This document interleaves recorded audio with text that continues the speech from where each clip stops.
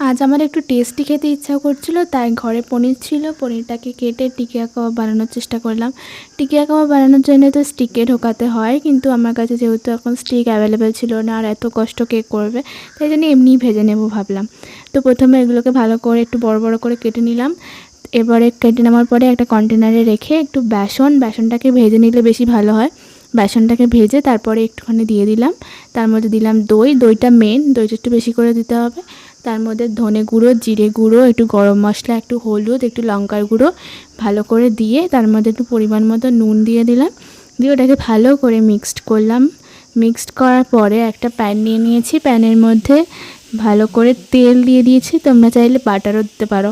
দিয়ে ওটাকে ভেজে নিয়েছি। তো হালকা করে ভেজে নেওয়ার পরে তুলে নিয়েছি। তারপর সস আর পেঁয়াজ নিয়ে নিয়েছিলাম। খুব টেস্টি খেতে হয়েছিল। তোমরাও বাড়িতে ট্রাই করে দেখতে পারো। ভিডিওটা ভালো লাগলে লাইক, শেয়ার, কমেন্ট, সাবস্ক্রাইব